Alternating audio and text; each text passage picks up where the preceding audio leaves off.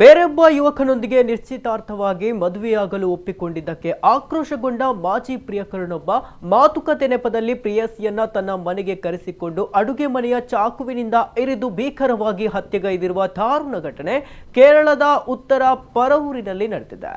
ಸುರಮ್ಯ ಹತ್ಯೆಗೊಳಗಾದ ಯುವತಿ ಘಟನೆಗೆ ಸಂಬಂಧಿಸ್ತಾ ಇದ್ದಂತೆ 34 ವರ್ಷ ಪ್ರಾಯದ ಶಿಬಿನ್ ಎಂಬಾತನನ್ನ ಪೊಲೀಸರು ಬಂಧಿಸಿದ್ದಾರೆ. ಪೊಲೀಸರ ಪ್ರಾಥಮಿಕ ತನಿಖೆಯ ಪ್ರಕಾರ ಸುರಮ್ಯ ಹಾಗೂ ಶಿಬಿನ್ 2018ರಿಂದ ಅಂದರೆ ಕಾಲೇಜು ದಿನಗಳಿಂದಲೇ ಪರಸ್ಪರ ಪ್ರೀತಿಸ್ತಾ ಇದ್ರು. ಆದರೆ ಇತ್ತೀಚಿನ ಭಿನ್ನಾಭಿಪ್ರಾಯಗಳಿಂದ ಕಳೆದ 4 ತಿಂಗಳುಗಳಿಂದ ಕೇವಲ ಇನ್ಸ್ಟಾಗ್ರಾಮ್ ಮೂಲಕ ಮಾತ್ರ ಸಂಪರ್ಕದಲ್ಲಿದ್ರು. ಈ ನಡುವೆ ಸುರಮ್ಯ ಬೇರೊಬ್ಬ ಯುವಕನಿಗೆ ಹತ್ತಿರವಾಗಿದ್ದು ಆತನನ್ನೇ ಮದುವೆಯಾಗುವುದಾಗಿ ಹಾಗೂ ಶಿಬಿನ್ ಜೊತೆಗಿನ ಸಂಬಂಧ ಮುಂದುವರಿಸಲು ಆಸಕ್ತಿ ಇಲ್ಲವೆಂದು ಸ್ಪಷ್ಟಪಡಿಸಿದ್ದಾಳೆ. ಇದರಿಂದ ಶಿಬಿನ್ ತೀವ್ರ ಆಕ್ರೋಶಗೊಂಡಿದ್ದ. ಸುರಮ್ಯಳನ್ನ ಸಮಸ್ಯೆ ಬಗೆಹರಿಸಿಕೊಳ್ಳೋಣ ಎಂದು ನಂಬಿಸಿದ ಶಿಬಿನ್ ತನ್ನ ಬೈಕ್ನಲ್ಲಿ ತನ್ನ ಮನೆಗೆ ಕರೆದೊಯ್ದಿದ್ದಾನೆ.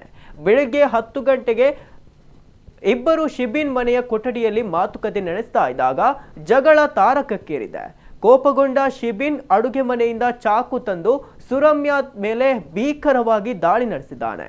ಕೋಣೆಯಿಂದ ಕಿರುಚಾಟ ಕೇಳಿ ಬಂದಾಗ ಶಿಬಿನ್ ತಾಯಿ ಹಾಗೂ ತಂದೆ ಬಾಗಿಲು ತಟ್ಟಿದ್ರೂ ಕೂಡ ತೆರೆಯದೆ 10 ನಿಮಿಷಗಳ ನಂತರ ಬಾಗಿಲು ತೆರೆದಿದ್ದಾನೆ.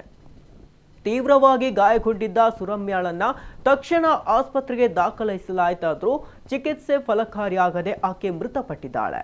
ಕೃತ್ಯ ಎಸಗಿದ ಬಳಿಕ ಆರೋಪಿ ಶಿಬಿನ್ ಪೊಲೀಸ್ ಠಾಣೆಗೆ ತೆರಳಿ ಶರಣಾಗಿದ್ದು ಪೊಲೀಸರು ಆತನನ್ನ ಬಂಧಿಸಿ ತನಿಖೆ ಮುಂದುವರೆಸಿದ್ದಾರೆ.